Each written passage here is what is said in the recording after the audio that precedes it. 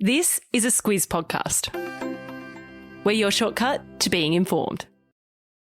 Squiz Kids! It's your daily news fix. Fun, free, fresh.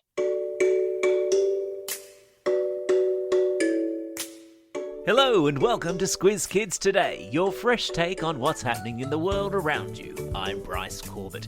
It's Monday, July 26. In Squiz Kids Today, let the Olympic gold rush begin. Bear ambush in Alaska. Sydney's been raiding cockies and mac and cheese ice cream. That's what's making news, kids style. The lowdown. Let the gold rush begin. Australia got off the mark in its Olympic medal campaign over the weekend, with our girls winning gold in the swimming pool in Tokyo in the hotly contested 4x100 metre freestyle relay. And not only did they win gold, they did it in a new world record time. Go girls! Sisters Kate and Bronte Campbell joined forces with Emma McEwen and Meg Harris to beat the Canadians, who won silver, and the Americans, who took home the bronze medal. The Aussie boys did all right too, with Jack McLaughlin winning silver in the men's 400 metre freestyle and Brendan Smith taking out bronze in the 400 metre medley. Our men's basketballers, the Boomers, also got their Olympic effort off to a good start last night, beating Nigeria, which is a country in Africa. While US gymnast Simone Biles once again showed why she's the greatest of all time with a winning floor routine. Meanwhile, Games organisers are nervously watching their weather satellites, with a big storm hovering off the coast of Japan and crawling slowly closer to the Olympic nation, threatening to delay some events. Fingers crossed it keeps its distance. And if all of this Olympic action is not nearly enough, be sure to wrap your ears around the Tokyo Sprint podcast from our clever colleagues at Sport Today. 3 minutes every morning to get you across all the important bits of the games. Available wherever you get your podcasts. I've stuck a link to it in today's episode notes.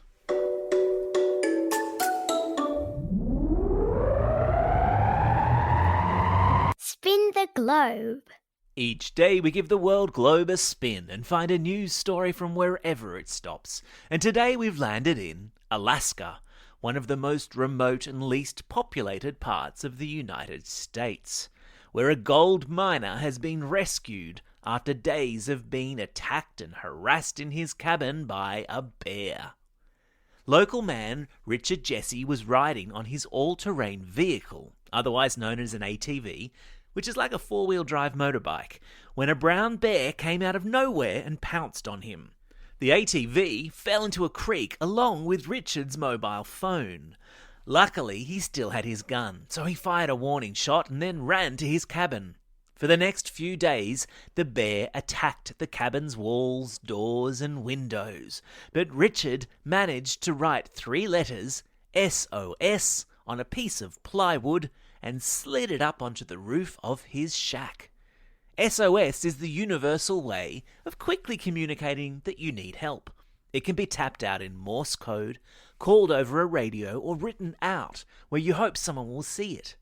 In this case, a Coast Guard helicopter that happened to be flying by noticed the sign and rescued Richard. That sounds very, very scary to me. And that, my friends, is your dad joke for the week.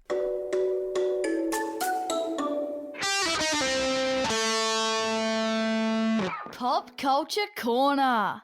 I know there are some of you out there who love nothing more than dipping your fries in your sundae, but surely even you will admit the latest ice cream flavour to come out of the United States is the living definition of gross. I'm talking about the macaroni and cheese flavoured ice cream that an American ice cream company has just released into supermarkets there.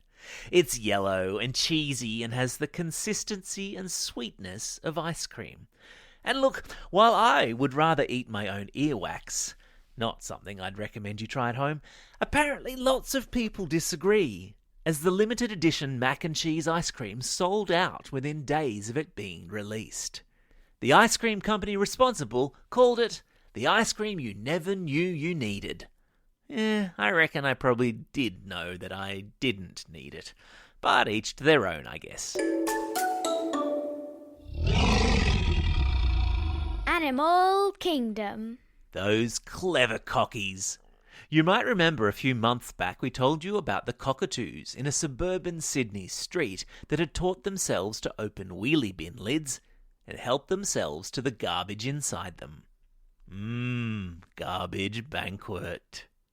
Well, now a bunch of scientists have just finished studying them and have found that the birds not only teach themselves to open the bins, they teach one another to do it. When scientists first started studying the phenomenon, which is a fancy word to describe something unusual that happens, bin diving cockies were only found in 3 Sydney suburbs. 1 year later, however, there were crafty, garbage-munching cockies in no fewer than 44 suburbs around the city. Because nothing tastes better than a meal of day-old leftovers, rotting vegetables all washed down with a guzzle of garbage juice.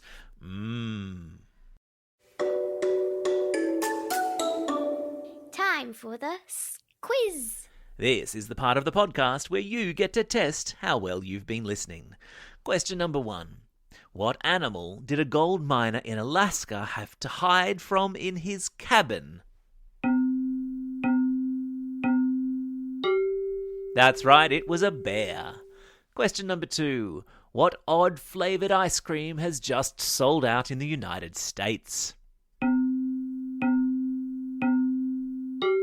Yeah, it's macaroni and cheese. Question number 3.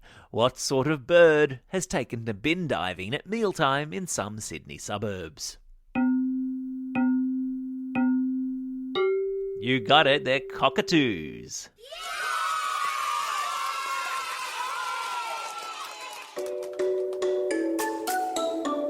Shout-outs.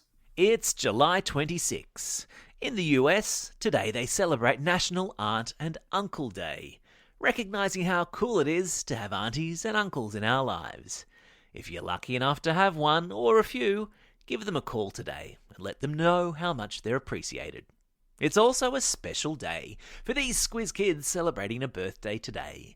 Ella and Tori from Hughenden, Bucky from Listerfield, Sean from Bathurst, Sibylla from Kensington, Renee from Mornington, Katie from Ashmont, Ayla from Ulibarri, Smarva from Tasmania, George from New Zealand, and Mia O and Mia G from Woodhill.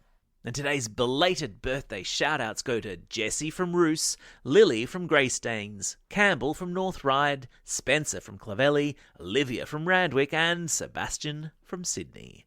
Plus, because so many of us are still in lockdown around the country, we're sending out home learning herograms every day. And today's herograms go to Joshua, Eleanor Rose, and Madeline, who are working so amazingly hard during their homeschooling. Your mum is very proud of you.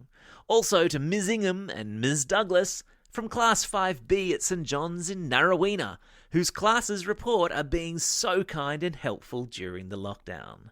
Ollie would like to send a herogram to his Class 1-2B at Yo Park Infant School in Ashfield, and Tom sends a shout-out to his class at the Montessori Learning Tree in Dulwich Hill.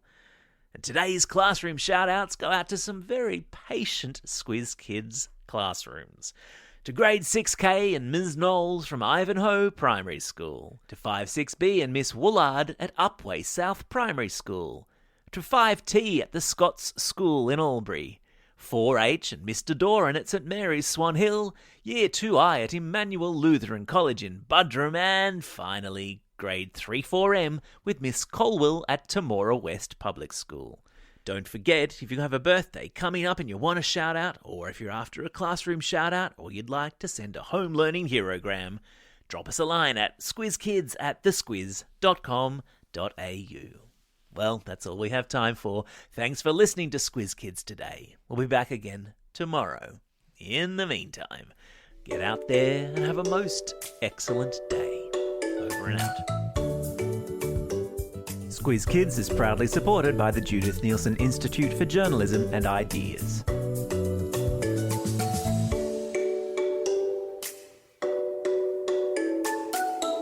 Squiz Kids! It's your daily news fix. Fun, free, fresh.